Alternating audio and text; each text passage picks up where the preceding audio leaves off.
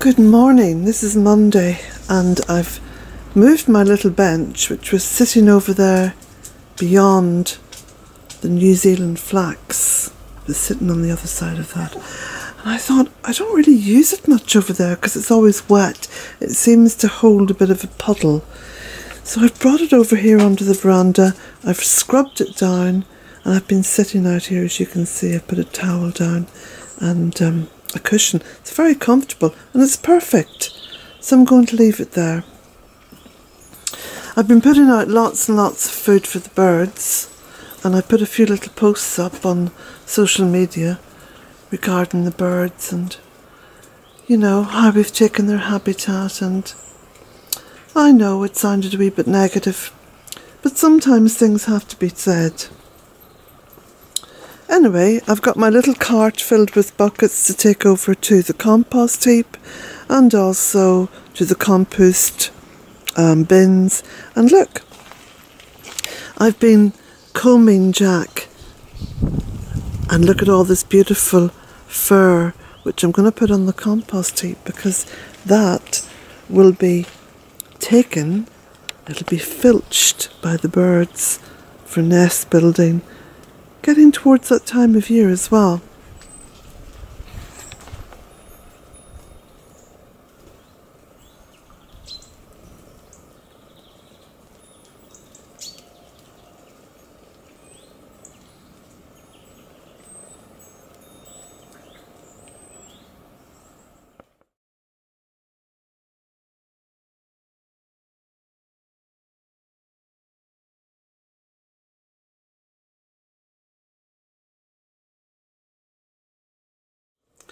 Now, I heard a fantastic story this morning which I've got to share with you because it's so uplifting, and you know, it just inspires, because it gets people, myself included, thinking outside of the box. And you know, that's where the real fertility of promise happens. So I was reading about this guy in Dublin who goes jogging out along, I think he goes jogging along the Grand Canal in Dublin, and that's a bit of a public walkway, you know, you'd have trees and shrubs and stuff on either side, and he jogs along and he's got a backpack on him. Can you guess what's in the backpack?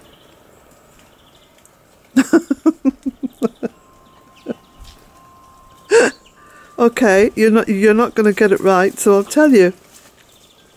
Bird food. Lots and lots of bird food. And he doesn't just throw it about. This guy has hung bird feeders up along this path where he jogs. So I don't know how many bird feeders he has up there. You know, the world's your oyster when it comes to bird feeders, isn't it? But he goes jogging every day with his backpack with the bird food in it, and he stops and fills up all the feeders. What an incredible guy. What an incredible idea. Isn't that something, huh? Inspirational. I love it. Goddess bless him.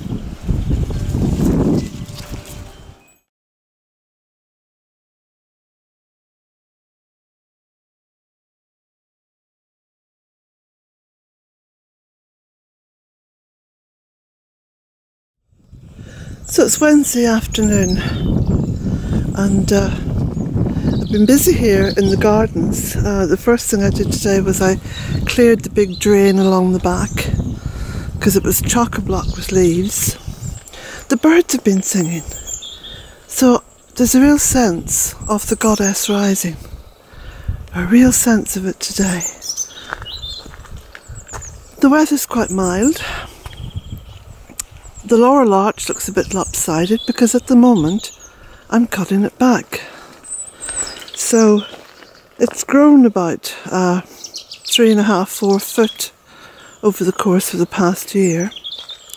So I think it was last year when I cut it hard back. I'll have to go and have a look on the videos because I did actually cut it hard back, which left it quite skeletal. But of course it's laurel, so it grows rapidly. There's a rapid growth on this. And it's also, laurel is a great shrub. You know, when you cut it for clearing an area of weeds, because laurel is where they get cyanide, I think it's where they get cyanide from. So it has a very powerful sort of chemical in it. And wherever you see laurel leaves having been dropped, you will see that the ground around and underneath is quite clear. So what I'm doing, I'm taking all of this and I'll show you where I'm dropping it. Just up along here.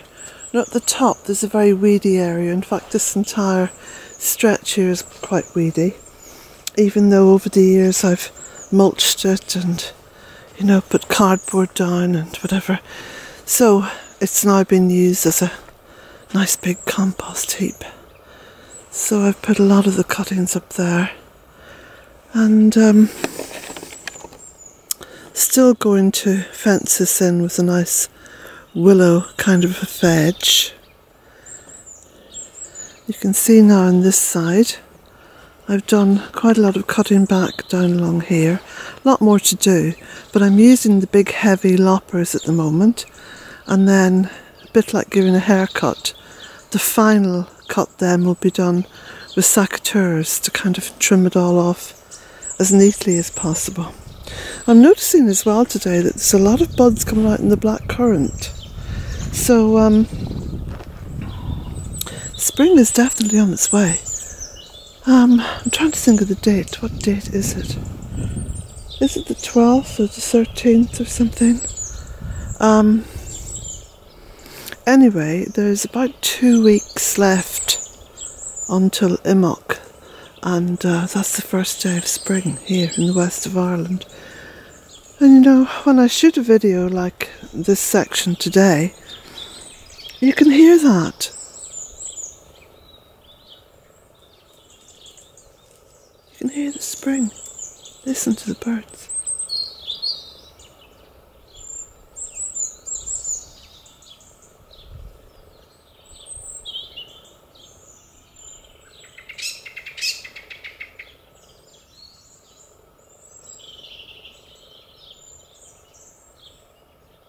That's the first real bird song since last autumn. Isn't that wonderful? Truly wonderful.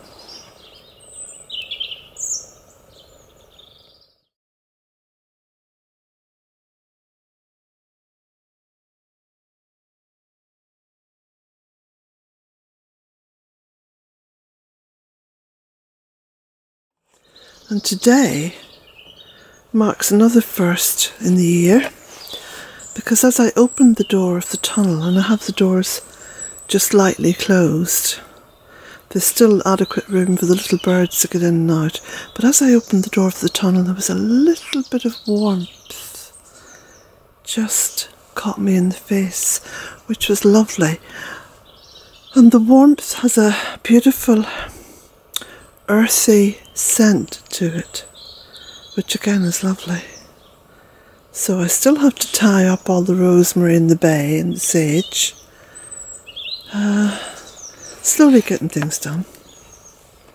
And you know me, I go from task to task, and I do little bits of each until everything's done.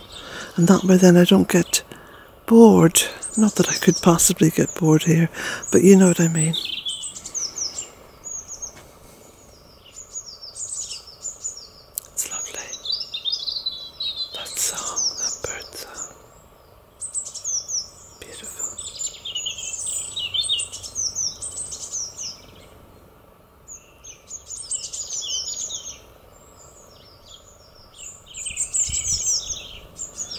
So I'm going to bring the bird table from the front round the back, and I'm thinking to myself, as a way of kind of keeping me in contact with the tunnel, you know, coming over each day, I think I'll have the bird table parked somewhere around here near the tunnel.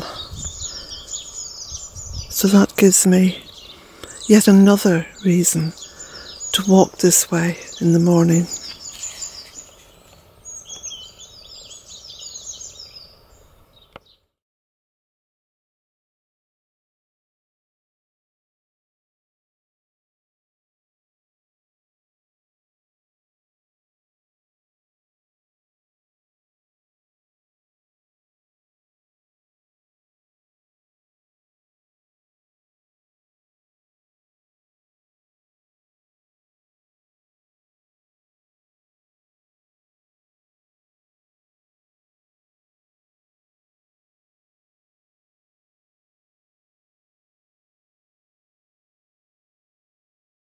So I'm going to stop shortly and I'm going to tidy up. So I'm going to move all the laurel cuttings around to the big compost heap. And then, if I do decide to stop and go into the cottage for a cuppa, then there won't be a mess to come back out to. Now this is a very important aspect of how I work, and I think this is how I get so much done. I always try to tidy up as I go. And that way then I'm not put off at the next stage of coming out to work. Because if I was to come out here in the morning and see all this, and there had been rain overnight, and it's all messy, and I wouldn't be so inclined to get stuck into more work. So I do tidy as I go. And it doesn't matter what job I'm doing, I'll try to bring it to at least a kind of a semi-conclusion.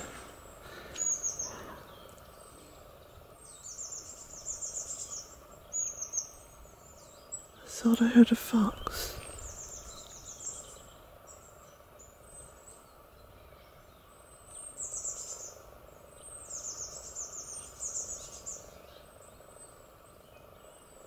Been some very interesting sounds recently. Of course, working outdoors, I get to hear them.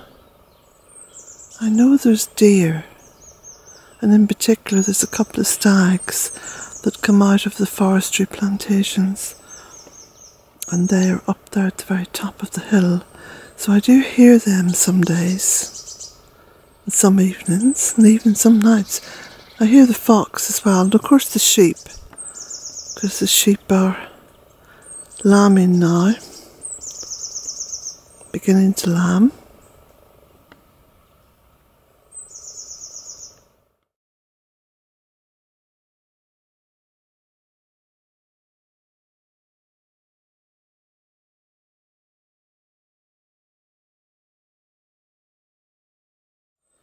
So you can see along here where I've cleared out this drain, the water had actually stopped flowing.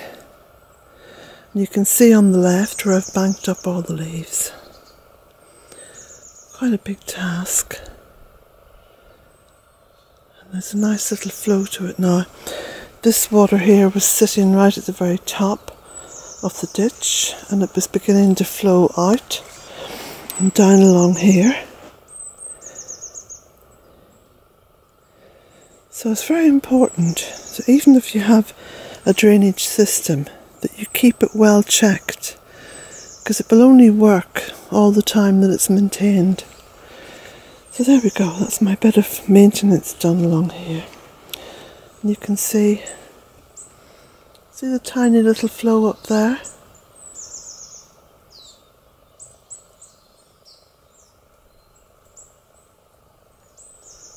There's quite a slow flow down along here, but it does take it all away. And then right down the other end there's a bit of a drop, so it does keep it all going in the right direction.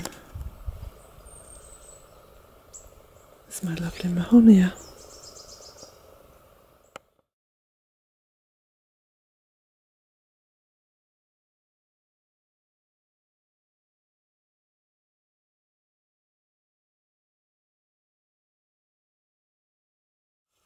this beautiful ash tree which is just on the edge of my property. It's literally just sitting up on the bank there. It's rather gorgeous. It's still managing to cling on to life, though I do think that the Chalara has gotten to it. There's lots of ivy on it, which is amazing habitat for the birds and the bees and all the insects. And then down around the base, you can see there's some lovely primroses there and ferns, some big stones as well, because of course you can see the hill rising up behind it. It rises up in sort of sections of old field boundaries, rises up, and there's been a lot of soil erosion over the years. A lot of soil has ended up down along here.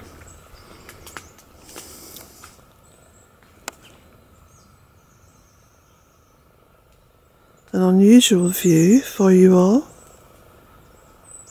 just on the other side of the bird table that I made.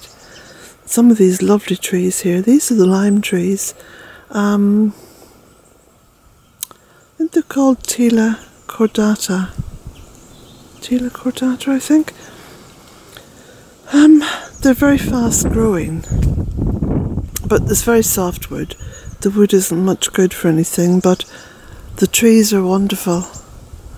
I think they're the ones that are easy to shape and pleach. Such a thing as pleaching.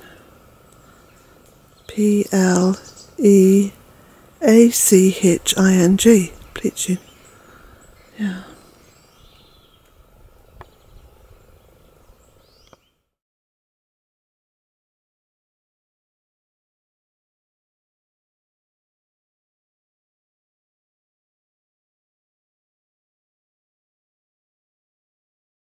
So here you can see I'm towards the other end of this ditch, and you can see the water flow. You can also see all the leaf mould that I've banked up.